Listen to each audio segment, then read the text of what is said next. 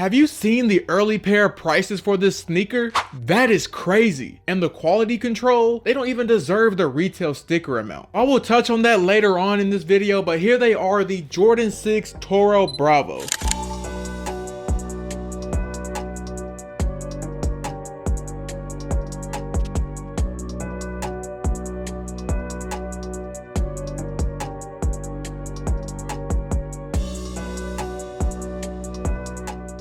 I really want to love this sneaker. I love Jordan 6s in general, and not just because they're very easily accessible right now.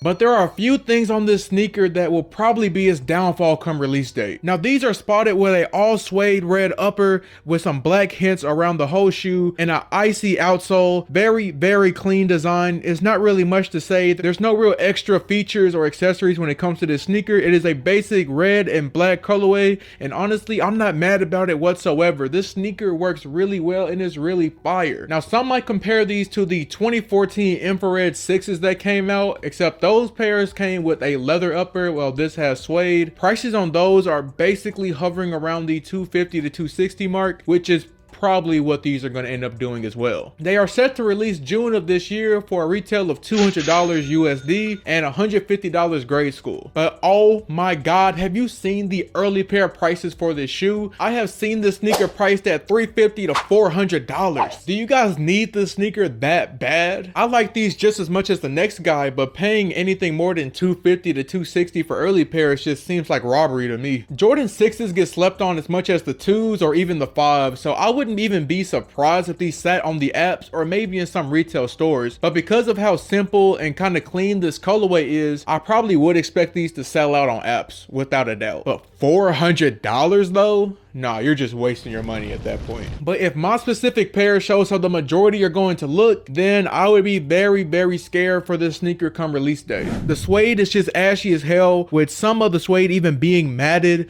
There is glue stains all up on the upper, which I know it's very common for Nike nowadays, but this is kind of ridiculous. And there is even a stitch that's just sticking straight out of the shoe. A stitch. These are not replicas either. 100% authentic from the Nike factory, and yet there is a stitch sticking out of the shoe. That is so bad. And I already know if you try to sell these on GOAT or StockX, then they're gonna send these right back to you, and you're gonna be out of your $200. Probably have to pay for shipping too, so you're even out of more money at that point. I know how you guys remember the Jordan 3 Reimagines, how the elephant print was extremely inconsistent on a lot of different pairs, holding that shoe back from its full potential of price. They did eventually sell out, but they were sitting on the apps for a little minute. I was able to cop me about 3 or 4 different pairs, as you guys see in that video right here. But it is kind of crazy to me that that happened to that shoe, and it's pretty hyped up. But this is just a regular Jordan 6 general release shoe, and Jordan 6s don't get as much hype as it is. So for this shoe to come with so many flaws already gives me the idea that this sneaker won't do as well as it possibly could. But maybe it's just my pair, you know, maybe all the other pairs are sitting better than what I have right here. I really hope so, that they are better. Let's talk about our favorite topic on this channel that just everybody comes here for, the resale prediction on these. So they are retailing for $200, and I know they are reselling for $350 to $400, but best believe closer and closer to release date, that number is going to drop to retail. Now, I do believe in this sneaker, and I do see this sneaker actually selling for some pretty solid margins, probably around $250 to $260 on a good day, for bigger sizes at least.